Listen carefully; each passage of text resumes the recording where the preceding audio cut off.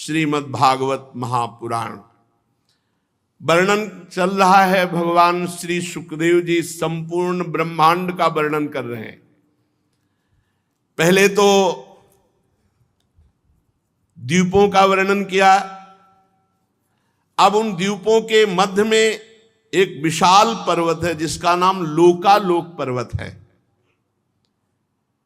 ये पृथ्वी के सब ओर सूर्य आदि के द्वारा प्रकाशित और अप्रकाशित प्रदेशों के बीच में उनका विभाग करने के लिए ये विराजमान लोकालोक पर्वत।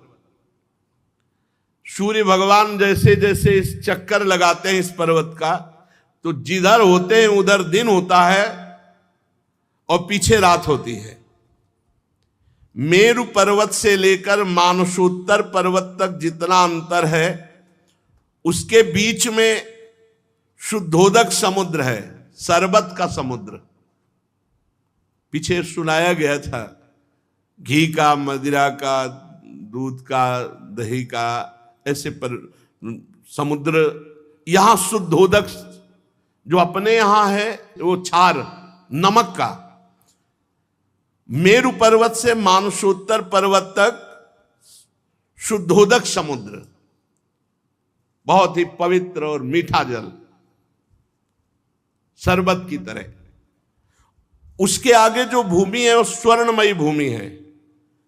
वहां कोई वस्तु गिरेगी तत्काल अंतर्ध्यान हो जाएगी, इसलिए वहां कोई मनुष्य नहीं जा सकता, सिर्फ अंतर्ध्यान शक्ति संपन्न सिद्ध या देवता जा सकते हैं। यही मृत्युलोक में ही है लोकालोक पर्वत। उसके आगे की भूमि स्वर्णिम है, सोने की है। वहां कोई वस्तु गिरे तो तत्काल अंतर्ध्यान हो जाएगी, वस्तु नहीं दिखाई देगी। वहां कोई व्यक्ति नहीं जा सकता, केवल अंतर्धान शक्ति संपन्न देवता जा सकते हैं या सिद्ध जा सकते हैं। लोकालोक पर्वत सूर्य आदि से प्रकाशित और अप्रकाशित भूभागों का बीच है। त्रिलोकी में यह सीमा स्थापित की गई है लोकालोक पर्वत की। इतना ऊंचा और लंबा है कि इसका ऊपरी भाग ध्रुवलोक को स्पर्श करता है। लोकालोक पर्वत का ध्रुव पर्यंत समस्त ज्योतिर्मंडल की किरणें प्रकाशित होती हुई हैं। तो एक ओर जब प्रकाश होगा तो दूसरी ओर अंधकार। सूर्य कभी अस्त नहीं होते, भगवान सूर्य कभी अस्त नहीं होते। प्रमाण, लक्षण, स्थिति के अनुसार ये हमने भूमंडल का वर्णन किया। ये 50 करोड़ योजन का है भूमंडल। जहां पृथ्वी है ये मिट्टी की, जिसमें मनुष्य, पशु, पक्षी सब रहते हैं, ये 50 करोड़ योजन। एक योजन को मतलब 4 करोड़, 50 करोड़ तो 5 को हाँ 200 करोड़। 50 करोड़ का मतलब 200 करोड़ कोस। ये पूरी भूमि है जिसमें मनुष्य वास करते हैं।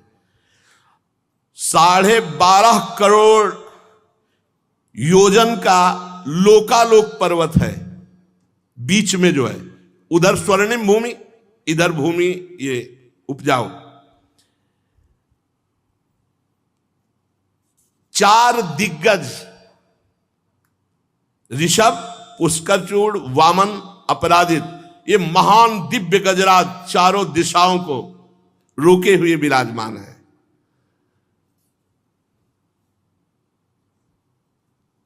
दिग्गजों को इंद्रादि लोकपाल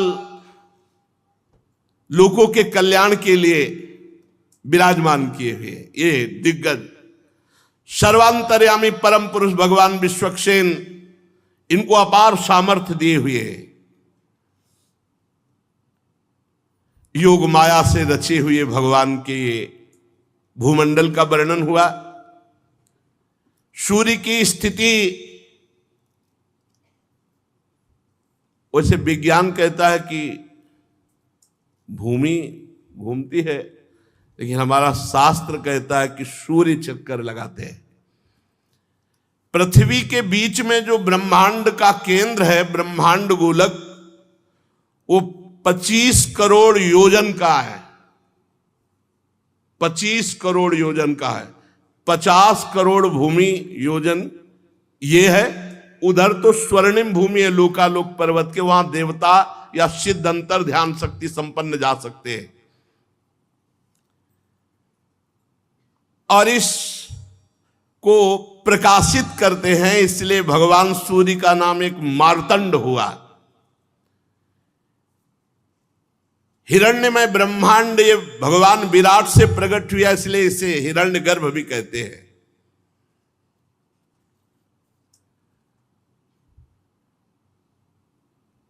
जितना हमने तुमको भूमंडल का विस्तार बताया, उससे दुगना अंतरिक्ष लोक है। जैसे मटर या चना के एक भाग को जान ले तो दूसरे भाग की लंबाई पता चल जाती है। जितना भूमंडल है 50 करोड़ योजन, और उधर तो द्युलोक भी इतना ही है। और द्युलोक और भूलोक के बीच में एक अंतरिक्ष लोक है। ये दोनों का संधि स्थान है। मध्य भाग ग्रह नक्षत्र विराजमान है। अंतरिक्ष में भूमंडल और अंतरिक्ष के बीच में ही ये ग्रह नक्षत्र दिखाई दे रहे हैं। इनके ऊपर द्युलोक है, जहां किसी यंत्र का प्रवेश ही नहीं हो सकता है। वहां तो आगे द्युलोक में फिर स्वर्ग आदि की तरफ यात्रा सब सिद्ध और देव पुरुष करते हैं। अंतरिक्ष में कुछ सीमा तक ये यंत्र आदि जा सकते हैं। भगवान सूर्य उत्तरायण और दक्षिणायन इस गति से चलते हैं।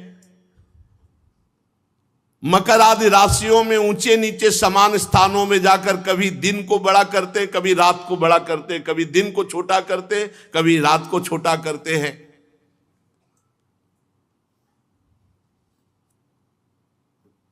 पंडित जन बताते हैं, पंडित माने ज्ञानी जन, मानसोत्तर पर्वत पर सूर्य की परिक्रमा का मार्ग 9 करोड़ 51 लाख योजन है। एक राउंड 9 करोड़ 51 लाख योजन। मेरु पूर्व की तरफ जब भगवान सूर्य जाते हैं तो देवराज इंद्र की जो देवधानी अमरावती पुरी है उसको प्रकाशित करते हैं। उसके आगे जब दक्षिण की तरफ बढ़ते हैं तो यमराज की संयमिनी पुरी है। फिर जब पश्चिम की तरफ बढ़ते हैं तो वरुण जी की निम्लोचनी, और उत्तर की तरफ तो चंद्रमा की विभावरी। इन पुरियों को प्रकाशित करते हुए भगवान सूर्य आगे बढ़ते हैं तो सूर्योदय, मध्याह्न, सायंकाल, अर्धरात्रि, ये क्रम से होती रहती। भगवान सूर्य कभी अस्त नहीं होते, उनका निरंतर परिक्रमा चलती रहती भूमंडल की। भगवान सूर्य जब मेरु को बाएं ओर रख करके चलते हैं तो दिखाई देता है कि वो दाईं ओर चलने पर चलते वो बाईं ओर है। जिस समय भगवान सूर्य का उदय जहां होता है ठीक उसी समय कहीं अस्त दिखाई देता है। कहीं जहां भगवान सूर्य मध्याह्न के पसीना पसीना कर रहे हैं किसी को, तो उसी समय आराम से आधी रात को कोई सो रहा होता है। भूमंडल में देख लो, यही की बात कह रहे हैं। कभी सूर्य अस्त नहीं होते, कभी सूर्य उदय नहीं होता, वो तो निरंतर चल रहे हैं। लोकालोक पर्वत के कारण वो अस्त और उदय का ऐसा, लोक माने प्रकाशित, आलोक माने अंधकार, लोकालोक पर्वत, उसी के कारण ऐसा अनुभव होता है। जहां कहीं आधी रात होगी तो कहीं पसीना चुआ रहे होंगे, दोपहर होगा, कहीं प्रातः हो रहा होता है तो कहीं वो अस्त हो रहे होते। वो पहाड़ पर्वत के कारण सूर्य भगवान ना अस्त होते ना उदय होते हैं। जिन लोगों को सूर्य भगवान मध्याह्न में दिख रहे हैं उसी समय कहीं अंधकारमयी रात्रि होती है। सूर्य भगवान जब इंद्र की पुरी से यमराज की पुरी को चलते हैं तो 15 घड़ी में 2.25 करोड़ 12.5 और 25,000 योजन इस रफ्तार से चलते हैं। 15 घड़ी में 2.25 करोड़ 12.5 लाख 25,000 योजन यात्रा तय करते हैं।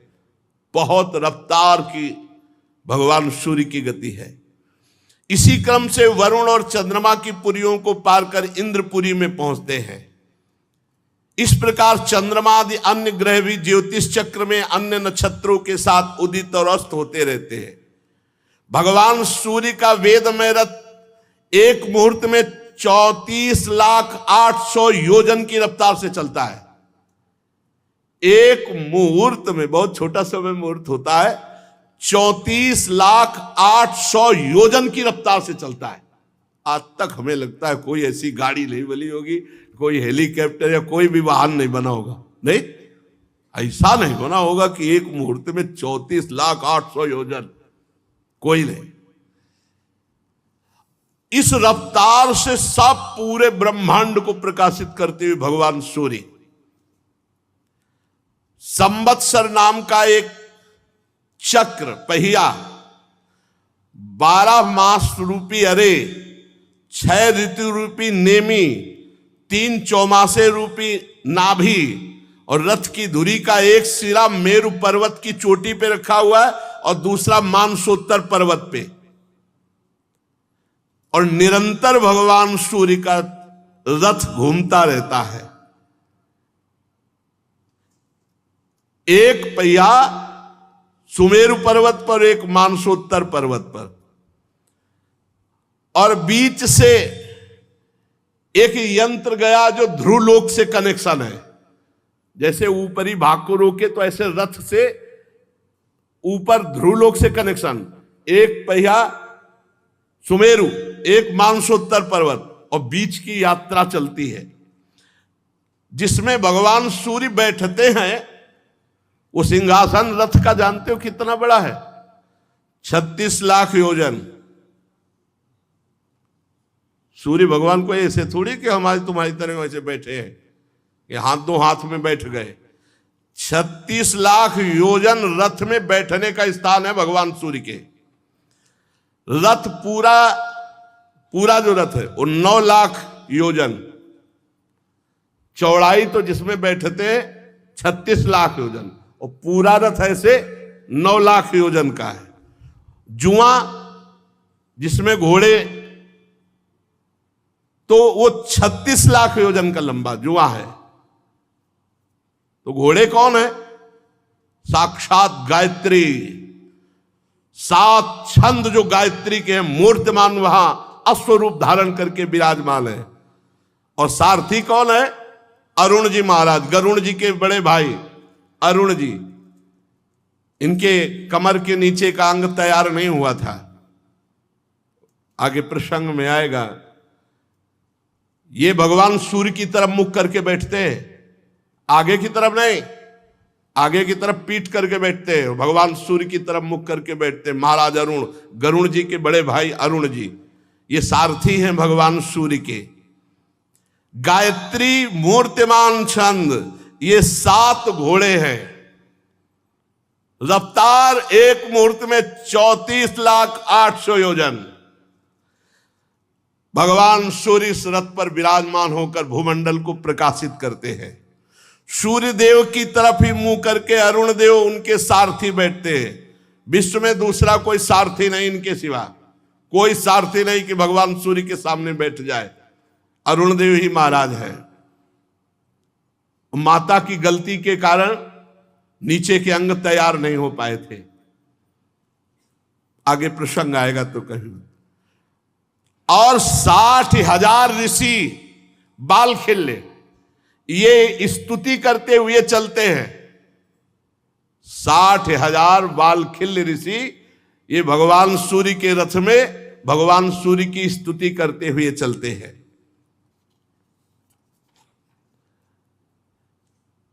ऋषि, गंधर्व, अप्सरा, नाग, यक्ष, राक्षस, देवता, ये 14 कोई नृत्य कर रहा है, कोई गान कर रहा है, कोई स्तुति कर रहा है, कोई ऐसे चलते हैं भगवान सूर्य।